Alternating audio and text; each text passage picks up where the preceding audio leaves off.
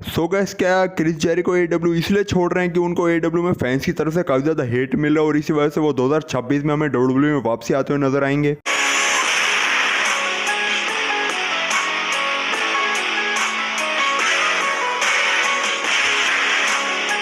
तो गैस, सबसे पहली स्टोरी से शुरुआत करते हैं जो जुड़ी है Y2J क्रिस जेरिको से। तो क्रिस जेरिको के बारे में मैंने आपको बताया था कि उनका एडब्ल्यू के साथ कॉन्ट्रैक्ट खत्म होने वाला है और वो अब फाइनली डब्ल्यूडब्ल्यू में रिटर्न्स करने वाले हैं। तो यहाँ पर एक रीज़न निकल के सामने आया आखिर क्यों जो क्रिस जेरिको एडब्ल्यू छोड़ के डब्ल्यूडब्ल्यू में वापसी आ सकते हैं।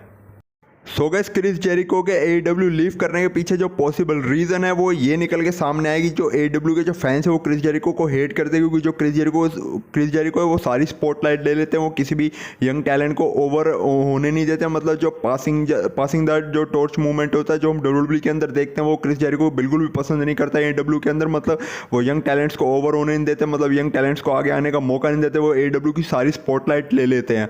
अब आपको याद ही होगी शुरुआती टाइम में जब 2019 में एडब्ल्यू कंपनी आई थी पहली बार, तो क्रिस जेरिको भी आई थिंक ऐसे सुपरस्टार थे जो सबसे पहले, मतलब डब्ल्यूडब्ल्यू के ऐसे सुपरस्टार थे जो सबसे पहले एडब्ल्यू में गए थे। फिर उसके बाद डीन एम्ब्रोज, सिज़ारो, एज, ये सब गए, लेकिन आई थिंक क्रिस जेरिको ऐसे पहले सुपरस्टार थे। अगर मैं गलत नहीं हूँ तो, अगर मैं गलत कहीं पे हूँ तो मेरे को कमेंट सेक्शन में बता देना। मेरे हिसाब से क्रिस जेरिको ऐसे पहले सुपरस्टार थे 2019 में जो डब्ल्यूडब्ल्यू छोड़ के एडब्ल्यू में गए थे। मतलब डब्ल्यूडब्ल्यू तो उन्होंने पहले छोड़ दी थी, लेकिन वो ऐसे पहले सुपरस्टार थे डब्ल्यूडब्ल्यू के जो एडब्ल्यू में गए थे। तो ऐसे में जब क्रिस जेरिको एडब्ल्यू में पहली बार गए थे तब वहाँ पे वो सबसे पहले एडब्ल्यू वर्ल्ड चैंपियन बने थे और उस टाइम पे भी उन्होंने सारी स्पॉटलाइट ले ली थी। खैर उस टाइम पे तो समझ भी आता था क्योंकि वो पहली बार एडब्ल्यू में आए थे। तो जो फैंस है वो क्रिस जेरिको को ये बोल के हेट कर रहे हैं कि तुम सारे स्पॉटलाइट ले लेते हो, तुम यंग टैलेंट्स को ओवर नहीं होने देते, तुम सारी स्पॉटलाइट अपने पास रखते हो, जो भी पुश मिलता है वो तुम्हें मिलता है और तुम यंग टैलेंट्स को पुश देने का मौका नहीं देते। तो ऐसे में क्रिस जेरिको के ऊपर ये एलिगेशंस चल रहे हैं, इस वजह से क्रिस जेरिको को हेट मिल रही है। तो इसी हेट की वजह से जो क्रिस जेरिको है वो शायद एडब्ल्यू छोड़ के डब्ल्यूडब्ल्यू में आ सकते हैं 2026 में।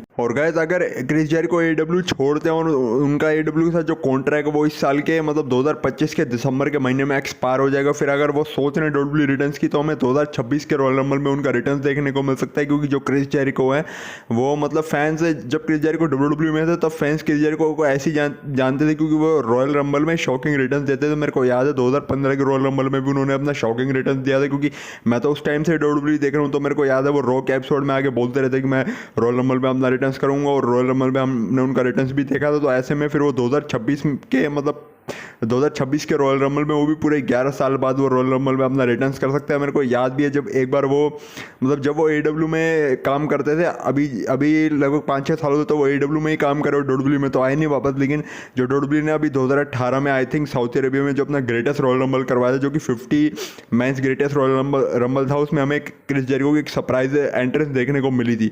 जबकि क्रिस जेरिको उस टाइम पर एडब्ल्यू में तो आई थिंक नहीं थे, क्योंकि उस टाइम पे तो एडब्ल्यू कंपनी आई नहीं थी, लेकिन स्टिल उस टाइम क्रिस जेरिको ने डब्ल्यूडब्ल्यू छोड़ दी थी। तो हमें क्रिस जेरिको का सरप्राइज रिटर्न 2026 के रॉयल रंबल में देखने को मिल सकता है। खैर आपके इस बारे में क्या थॉट्स है आप लोग मुझे कमेंट सेक्शन में बता सकते हो। सो गाइस, अब अपनी नेक्स्ट स्टोरी के बारे में बात करते हैं जो जुड़ी है सी नेशन लीडर जॉन सीना से।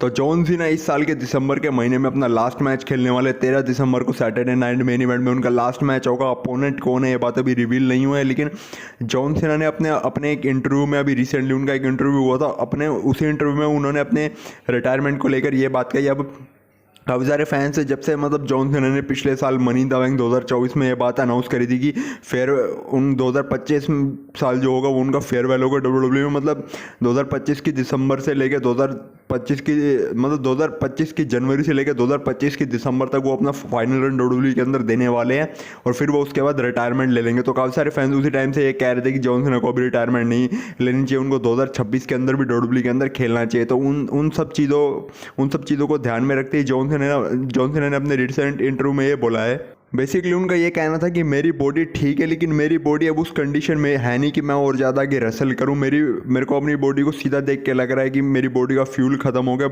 जॉनसन ने यहाँ पर ये भी कहा कि मैं बहुत जल्दी 50 साल का होने वाला हूँ और मेरी बॉडी के अंदर सारा फ्यूल ख़त्म हो चुका है। तो अब मेरी बॉडी रेस्ट मांग रही है। मेरी बॉडी कह रही है कि 50 साल का होने से पहले मेरे को रेस्ट लेना चाहिए। जैसे एक कार में फ्यूल ख़त्म हो जाता है तो कार रुक जाती है, कार चलती नहीं है ना फ्यूल के बिना, वैसे ही जॉनसन ने कहा कि मेरी बॉडी का जो फ्यूल है वो धीरे धीरे ख़त्म हो रहा है और अब मेरी बॉडी डिमांड करी है कि मैं रिटायरमेंट ले लूँ। तो ऐसे में यहाँ पर अब जॉन सीना की जब बॉडी साथ नहीं दे रही तो वो रिटायरमेंट लेने वाले हैं अब। और गाइस अगर मैं अपने ओपिनियन बताऊं तो मेरे को जॉन सीना से कोई प्रॉब्लम नहीं है अगर जॉन सीना रिटायरमेंट ले भी रहे हैं, क्योंकि मैंने बचपन से लेकर अब तक इन पूरे 10-11 सालों में जॉन सीना को काफ़ी ज़्यादा इंजॉय करा, तो इसलिए नो डाउट मेरे को तो जॉन सीना से कोई प्रॉब्लम नहीं है। अब जब जॉन सीना की बॉडी साथ नहीं दे रही तो हम अगर जॉन सीना के लॉयल फैंस हैं तो हमको ये बात ज़रूर समझ आनी चाहिए। मतलब जब अंडरटेकर ने रिटायरमेंट लिया तब अंडरटेकर के भी लॉयल फैंस ने ये बात समझी थी कि उनकी बॉडी साथ नहीं दे रही और जॉन सीना का भी सेम वही कहना है। तो अगर हम सारे जॉन सीना के लॉयल फैन और हम John Cena the Cenation leader greatest of all time के लॉयल फैंस हैं तो हमें इस बात को ज़रूर से समझना चाहिए।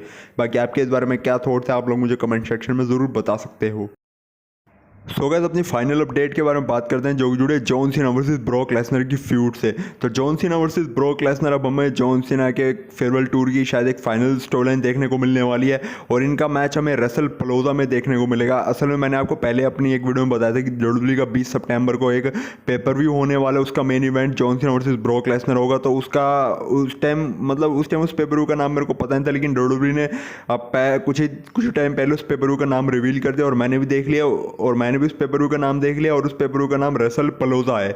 असल में WWE का पुराना कोई पेपर व्यू है, WWE अपने पुराने कई सारे पेपर व्यू को रिटायर कर चुका और WWE फिर उनको वापस भी ला लिया। तो ये रेसल प्लोजा WWE का कोई पुराना पेपर व्यू है जिसको अब WWE वापस ला रही है। और गाइस अभी क्लैश इन पेरिस में John Cena versus Logan Paul का मैच है, फिर उसके बाद हमें जॉन सीना और ब्रॉक लेसनर की फ्यूड स्टार्ट होती हुई नजर आएगी और पॉसिबिलिटी ये भी है कि क्लैश इन पेरिस में हमें ब्रॉक लेसनर का रिटर्न देखने को मिले जहां पर वो जॉन सीना के ऊपर अटैक करें मैच के बाद। और फिर क्लैश इन पेरिस के स्मैकडाउन लाइव के जितने एपिसोड होंगे उसके लिए भी ब्रॉक लेसनर एडवर्टाइज हैं क्योंकि रेसल प्लोजा में इनका मैच देखने को मिलेगा। और उम्मीद करते हैं कि ये वाली जो स्टोरी लाइन होने वाली है John Cena versus Brock Lesnar की, जो John Cena versus Brock Lesnar का एक फाइनल मैच होगा और फाइनल स्टोरी लाइन होगी इन दोनों के बीच। और ये अब तक की काफ़ी अच्छी स्टोरी लाइन हो, मतलब जितनी भी पुरानी स्टोरी लाइन है उससे काफ़ी ज़्यादा हटके हो ये वाली स्टोरी लाइन। तो बस गाइस आज की वीडियो यहीं तक थी। आई होप आपको वीडियो ज़रूर अच्छी लगी होगी, तो लाइक के बिना तो कहीं मत जाने। इसके अलावा कमेंट पे आप लोग मुझे अपने थॉट्स बता सकते हो। बाकी यार अगर चैनल बने हो तो चैनल को प्लीज़ सब्सक्राइब कर लो क्योंकि इस चैनल पे रेसलिंग कंटेंट आता रहता है। और अगर आप लोग बेल आइकन कॉल पे प्रेस कर लोगे तो भी जो भी इस चैनल पर वीडियो अपलोड होगी आपको उस वीडियो के नोटिफिकेशन मिलते रहेंगे। तो प्लीज़ यार चैनल को सब्सक्राइब कर बेल आइकन को ज़रूर से ऑल पे प्रेस कर लेना। बाकी मैं मिलता हूँ आपसे नेक्स्ट वीडियो में, तब तक के लिए bye bye and take care.